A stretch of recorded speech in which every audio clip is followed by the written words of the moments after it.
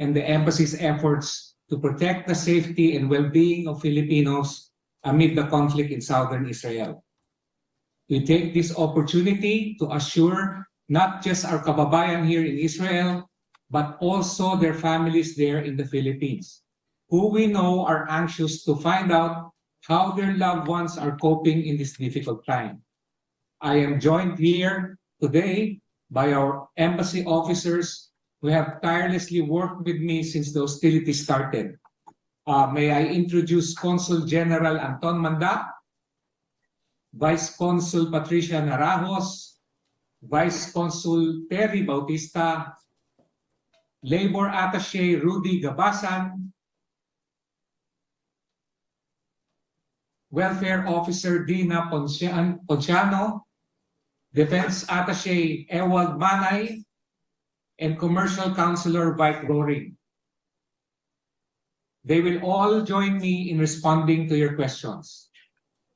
As earlier announced by Secretary Manalo this morning, 2 of our kababayan are killed following the violent attacks of Hamas in southern Israel.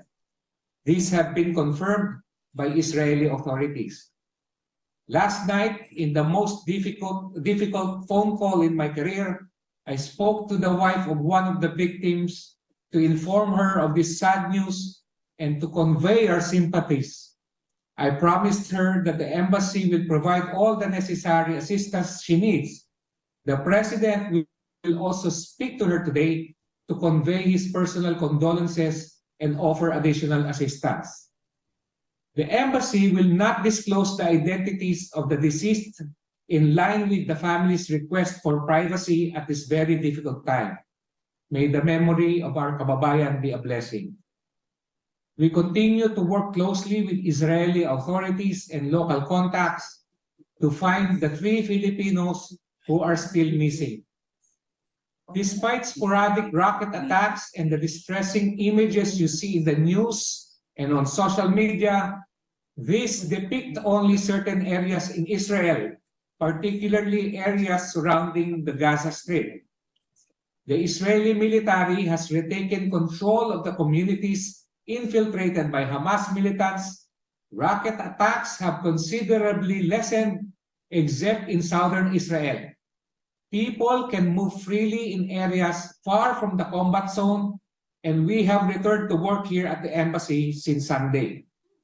As much as we would like to immediately extend assistance to our kababayan in conflict areas, the embassy must adhere to the strict travel restrictions enforced by Israeli authorities in these areas. However, the Israeli government assures us that during emergency situations, Israeli security authorities and the Home Front Command have established protocols for evacuating anyone who is in Israel, regardless of nationality and status.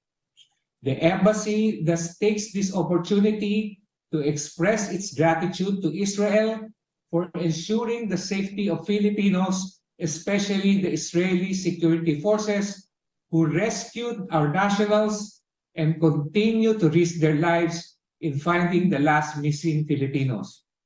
We also thank the Israeli emergency and medical personnel who took care of our injured kababayan, as well as the kibbutzim who included our nationals in their evacuation operations.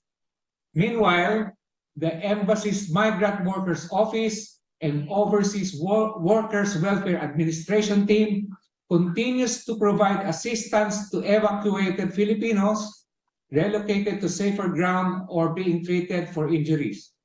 The MWO-OWA team has been working tirelessly in the last 2 days to ensure that all Filipinos are accounted for and that those affected are given medical emergency assistance.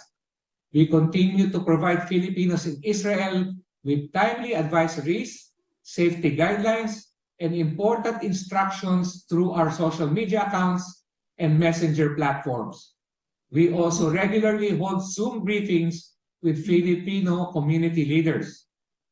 While the situation remains tense and fluid, the embassy strives to provide factual and reliable updates and advice on the status of Filipinos in Israel and the situation on the ground. This is our message, and we welcome your questions. Thank you very much. Thank you. We'll start with the Nestor Corrales, Philippine Daily Inquirer. Good afternoon, sir, from Manila. With the confirmed killing of 2 Filipinos, is the embassy not yet recommending the mandatory repatriation or evacuation?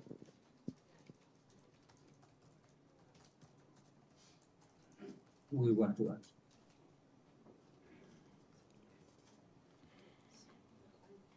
Yeah. What's the question? With the killing of 2 Filipinos there in Israel, is the embassy not yet recommending mandatory evacuation or repatriation? Actually, we're not recommending that, no, because these fatalities happened during the day of attack, no, and the situation, the Israeli Defense Forces have already regained, no, the areas attacked by the Hamas, no. We have something that. Okay. Yes, I we contribute. are not recommending repatriation right now, and I think it's inaccurate to word it as mandatory repatriation because we are not recommending it now. And as the ambassador has mentioned, the killings happened on day 1, and the situation has considerably improved since then. May I add to that? Go ahead. The embassy has not recommended it because mandatory repatriation or alert level 4 is called when the country has broken down, when the rule of law and everything about peace and order has broken down and it's descended to a full war throughout the country. That is not the case in the state of Israel. The 2 killings occurred because of the attack last Saturday, and the situation has turned to a certain semblance of normalcy, as the ambassador and his team have indicated. However, Israel now, by decision of the Foreign Ministry, is under alert level 2, meaning restricted deployment. We're not going to deploy new workers, which is actually the status quo anyway, because we still have to negotiate the agreement about caregivers and about the hotel workers. It's by a G2G agreement, the government to government, and right now there's no deployment. So we still urge precaution. The embassy already issued a travel advisory. We repeat that we do not recommend visits to Israel at the present time. I believe the ambassador will back me up on this, that this is still the continued advice. Although you can travel to Israel, there are flights, but if you have holy site visits, perhaps you could postpone it until after the conflict has subsided. Thank you, Undersecretary De Vega. Eden Santos from Net25.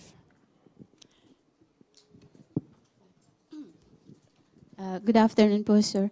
Tatanong ko lang po kung ano yung arrangement para doon sa mga kababayan nating nasawi, yung 2 Filipino po, para maiuwi po sila dito sa Pilipinas. May ganun na po bang pag-uusap or kahilingan yung family ng mga biktima?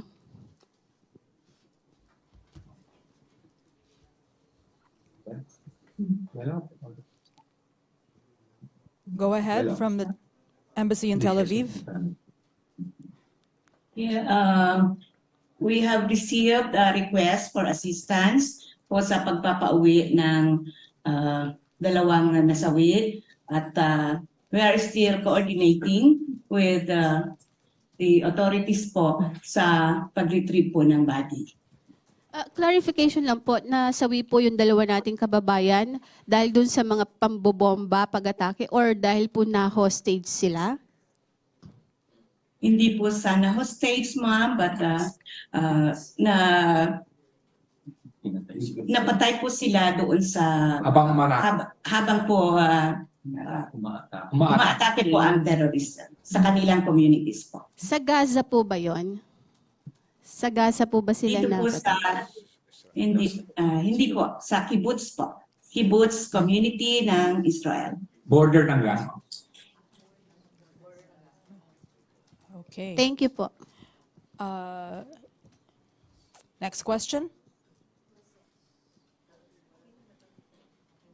We're good? Okay, Ivan Mayrina, GMA7. Yeah. Magandang hapon po. May we get more details, sirs, tungkol sa circumstances ng pagkamatay nitong dalawa nating mga kababayan? Yeah, you said they were killed on the day of the attack in kibbutz. Ito ho ba'y nadamay sila nung nag-open fire itong mga Hamas militants, or were they hit by a bomb?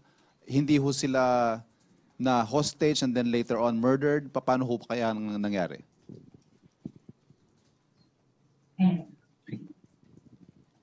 Yung isa po ay habang pinepuwersa ng militante, mga terorista yung kanilang pinto. Pagbukas po ng pinto, niratrat po yung mag-amo, yung caregiver at saka yung kanyang amo.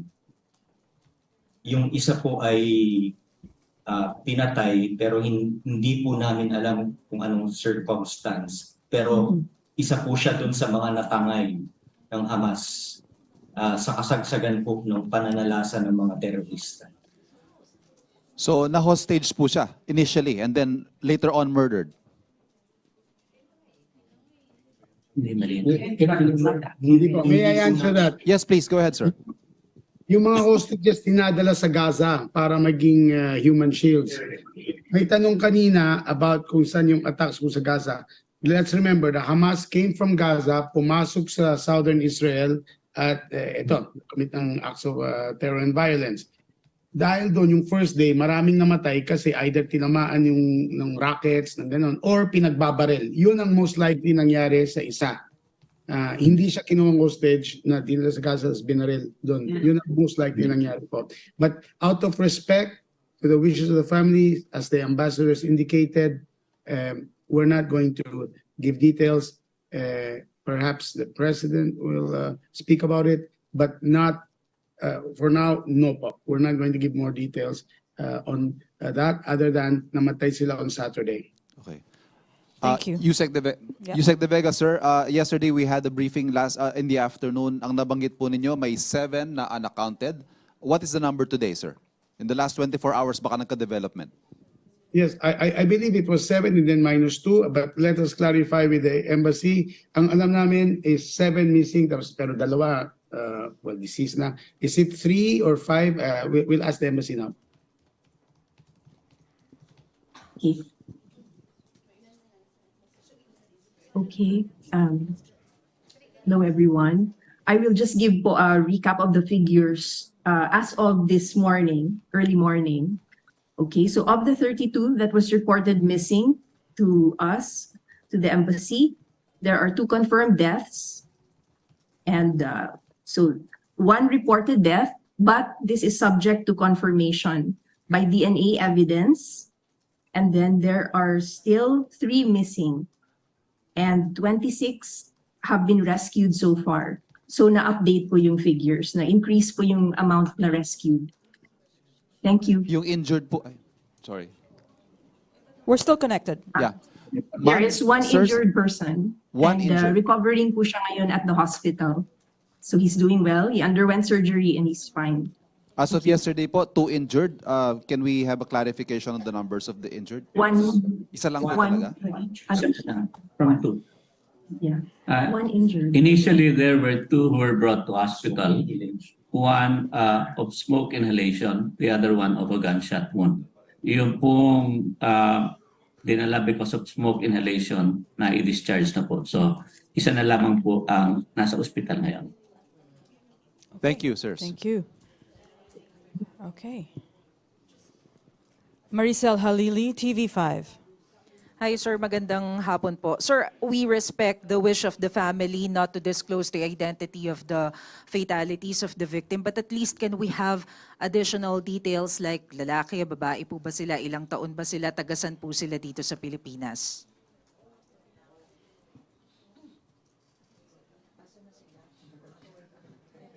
So I will just give a profile of the two. Okay, so without disclosing any names. Okay, so the female is 33 years old and 6 years working here in Israel. And she's from Pangasinan. And she's newly married. But the husband is in the Philippines. And the other one is male. He's 42 years old. He comes from Pampanga. And he's married. So that's what we'll disclose for now. Thank you. Thank you. Okay. Okay. Sorry, ma'am. Clarification lang po to our ambassador or the embassy staff. So aside from the 2 confirmed fatalities, meron pa hong isa tayong kino-confirm through DNA testing. Is that correct? Yes. Yes. Thank you po. Ingat po kayo. Thank you. Okay. Thank you so much, Ambassador Lilo, Ambassador to Israel, Deputy Head of Mission Consul General Anthony Mandap, Vice Consul Patricia Narajos and Terry Bautista, Labor Attaché Rodolfo Gabasan, Defense and Forces Attaché Colonel Ewald Manay, Commercial Counselor Vical Angelo Roaring, and Welfare Officer Dina Ponciano. We wish you well and please keep safe. Thank you so much. Thank you. Thank you. Be well. Okay, let's proceed with our briefing here. We have with us the AFP spokesperson, Colonel Aguilar, and we still have Yusek De Vega with us. Go ahead, sir. Good afternoon. I am here to assure everybody that with the guidance of our President, His Excellency, President Ferdinand Romualdez Marcos Jr., the Armed Forces of the Philippines is prepared to execute evacuation operation should there be a need for that. And we already came up with a plan on how to do it, and this will be a whole of nation approach, because what is important for us is the safety of our countrymen there in the conflict area.